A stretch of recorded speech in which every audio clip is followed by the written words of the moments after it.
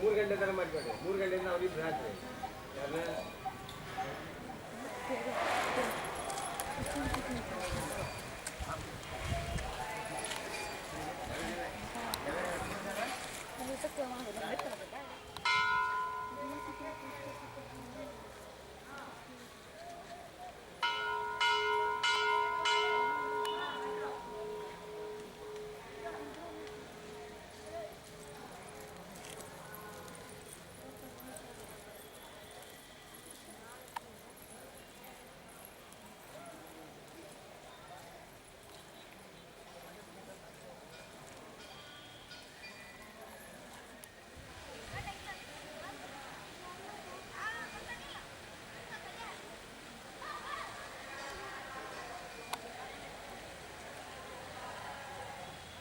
ನಾವು ಇಲ್ಲಿ ಎಂಟ್ರಿ ಹೊಡೆದಿದ್ವಿ. ಇಲ್ಲಿ 2006ಕ್ಕೆ ನಾವು ಇಲ್ಲಿ ಅಡ್ಮಿಷನ್ ಮಾಡಿಸಿದ್ದು PUC 2006.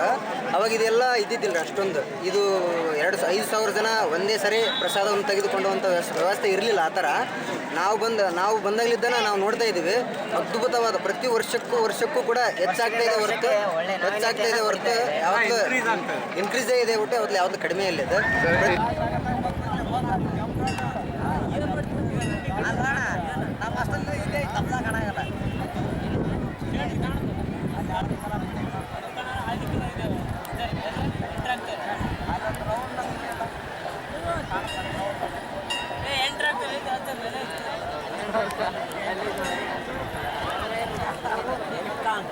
ಅಲ್ಲ ಇದು ಕ್ರಾಸ್ ಹೋಯ್ತು ಮುಸ್ಬೇಕಲ್ಲೇ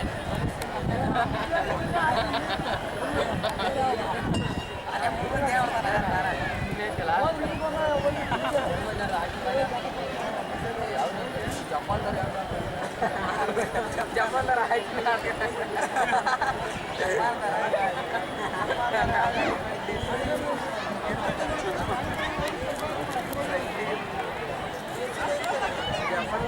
ಚಾಂಪಿಯನ್ ಅಂತ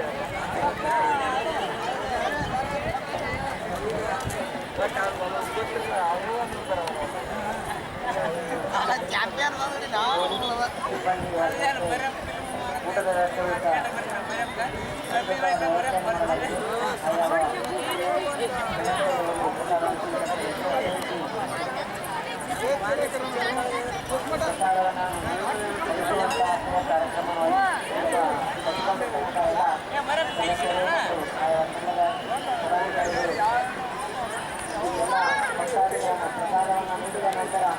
ಸ್ವಲ್ಪ ಮುಂದಕ್ಕಾಗಬೇಕು.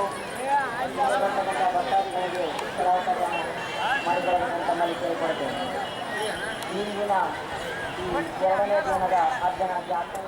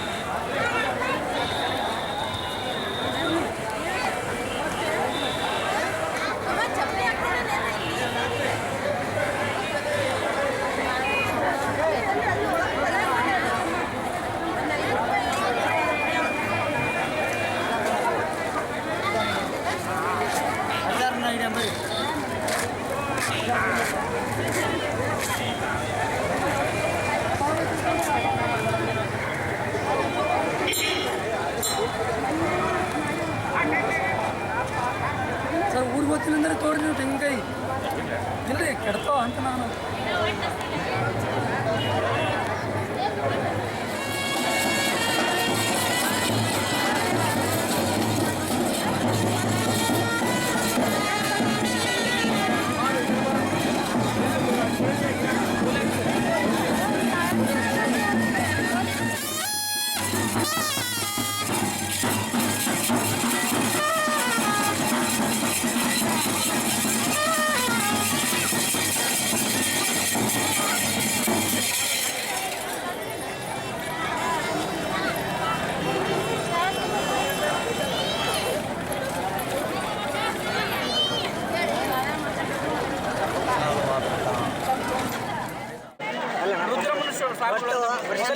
ಇಲ್ಲಿ ಪ್ರಾರಂಭ ಆದಾಗ್ರೆ ಜೈನರ ಒಂದು ಸ್ಥಾನ ಇದೆ.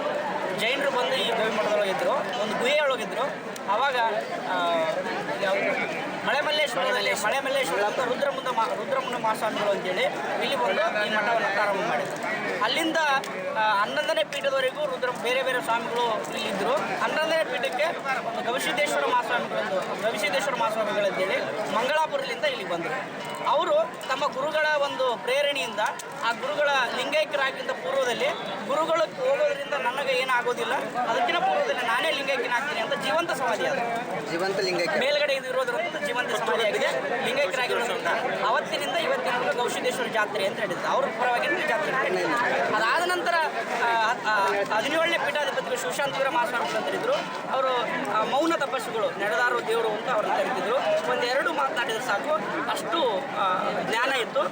ಪೂಜಾ ನಿಷ್ಠರಾಗಿದ್ದರು. ಅದಾದ ನಂತರ 18ನೇ ಸ್ವಾಮಿಗಳು, ಈ ಸದ್ಯದಲ್ಲಿರುವಂಥ ಸ್ವಾಮಿಗಳು ಎಲ್ಲ 18ನೇ ಪೀಠಾಧಿಪತಿ ಮೂಲ ಹೆಸರು ಪರ್ವತಯ್ಯ ಸ್ವಾಮಿ ಅಂತ. ಅವ್ರ ಮೊದಲನೇ ಹೆಸರು ಪರ್ವತಯ್ಯ ಸ್ವಾಮಿ. ಇವರ ಮೊದಲನೇ ಹೆಸರು ಪರ್ವತಯ್ಯ ಸ್ವಾಮಿ ಅಂತ. 5ನೇ ಕ್ಲಾಸಿಗೆ ಇಲ್ಲಿ ಅವರು ಓದ್ಲಿಕ್ಕೆ ಅಂತ ಬಂದವರು. ಗುಲ್ಬರ್ಗದ ಆಗರಗುಂಡಿಗೆ ಗ್ರಾಮದವರು ಈ ಸ್ವಾಮಿಗಳು. ಇಲ್ಲಿ ಓದ್ಲಿಕ್ಕೆ ಅಂತ ಬಂದಾಗ ಇಲ್ಲಿರುವಂಥ ಶಿವಶಾಂತವೀರ ಮಹಾಸ್ವಾಮಿಗಳು ತಮ್ಮ ಶಿಷ್ಯರಾಗಿ ಅವ್ರನ್ನ ಪಡ್ಕೊಂಡ್ರು.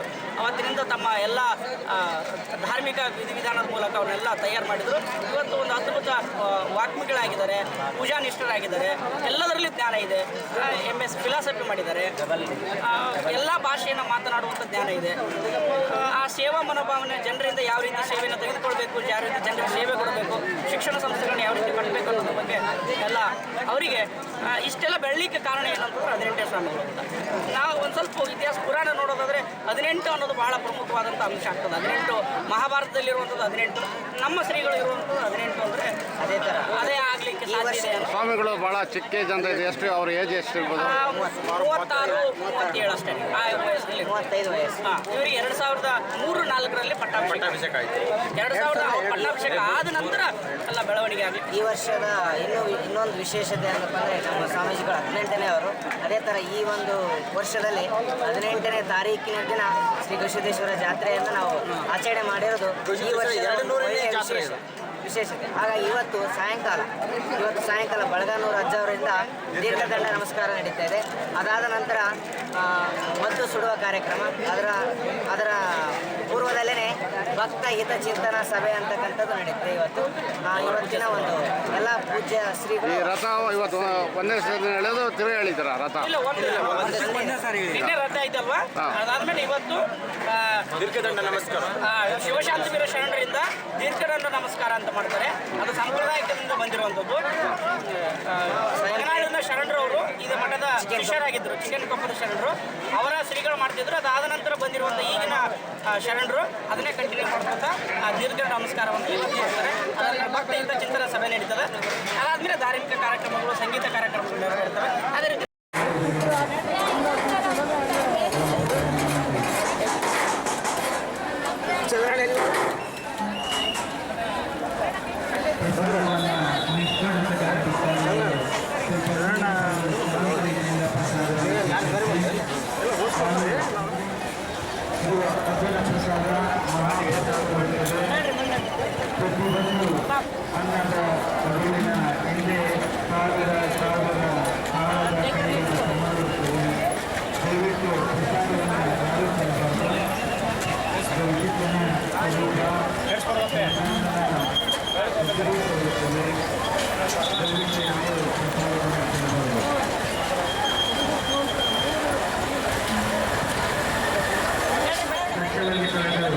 ತಮ್ಮ ಅಲ್ಲಿ ಜನರ ಮುಂಭಾಗದಲ್ಲಿರ್ತಕ್ಕಂಥ ಟೇಬಲ್ ಮೇಲೆ ಇರಬೇಕಾಗಿ ವಿನಂತಿ.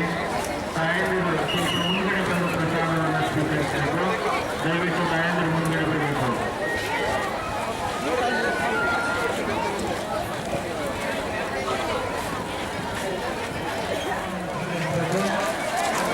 ಪ್ರಸಾದ ಮಹಾಪ್ರಸಾದವಿರುತ್ತದೆ. ಶಾಂತ ರೀತಿಯಿಂದ ಪ್ರಸಾದವನ್ನು ಸ್ವೀಕರಿಸಿ. ನಮ್ಮದು ಕಾಯಕ ಮತ್ತು ದಾಸೋಹದ ಸಂಸ್ಕೃತಿ. ಸಾವಿರ ಬಡ ವಿದ್ಯಾರ್ಥಿಗಳಿಗಾಗಿ, ಶ್ರೀ ಮಠಕ್ಕೆ ಬರುವ ಲಕ್ಷ ಭಕ್ತರಿಗಾಗಿ ದುಡಿಯೋಣ, ಜೊತೆಗೆ ದಾಸೋಹ ಸೇವೆ ಮಾಡೋಣ ಎಂಬಂತೆ ಈ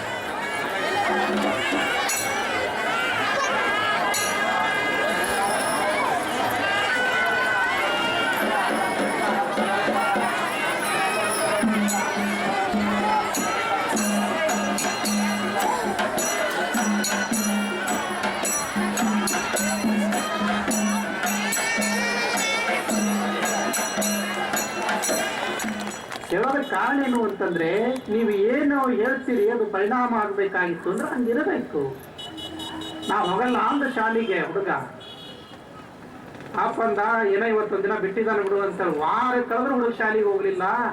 ಸಿಟ್ಟು ಬಂತು, ಒಂದು ದಿನ ದರ ಹೇಳ್ಕೊಂಡು ಬಂದು ಮಾಸ್ತರ್ ಮುಂದೆ ನಿಲ್ಸಿದ. ಏನ್ರಿ ನೀವನ ಬುದ್ಧಿ ಹೇಳ್ರಿ ಅಂತ. ಯಾಕೋ ತಮ್ಮ ಶಾಲೆಗೆ ಹೋಗಲ್ಲ ಅಂದ್ರು. ಶಾಲೆಗೆ ಯಾಕೆ ಬರಲ್ಲ ಅಂದ ಮಾಸ್ತರ. ಎದಕ್ ಬರ್ಬೇಕ್ರಿ ಅಂದ ಹುಡುಗ. ಎದಕ್ ಬರ್ಬೇಕ್ರಿ ಅಂದ.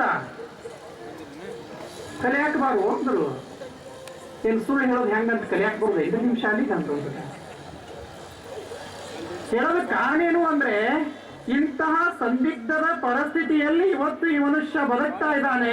ಇಂತಹ ಪರಿಸ್ಥಿತಿಯಲ್ಲಿ ಆ ಮಗುವಿನ ಬದುಕಿನಲ್ಲಿ ಬೆಳಕವನ್ನ ಕಾಣಬೇಕಾಗಿತ್ತು ಅಂತಂದ್ರೆ ಅದಕ್ಕೊಬ್ಬ ಯೋಗ್ಯ ಗುರು ಬೇಕಾಗ್ತದ. ಆ ಯೋಗ್ಯ ಗುರುವಾಗಿ ಅಭಿನವ ಗವಿಸಿದ್ದೇಶ್ವರ ಮಹಾಸ್ವಾಮಿಗಳ ಕೆಲಸ ಮಾಡ್ತಾ ಇದ್ದಾರೆ. ನಿಮ್ಮ ಬದುಕು ಬೆಳಕಿನಲ್ಲಿ ಗವಿಸಿದ್ದನ ದರ್ಶನವನ್ನ ನೀವು ಪಡಿತಾ ಇದ್ದೀರಿ. ದರ್ಶನವನ್ನ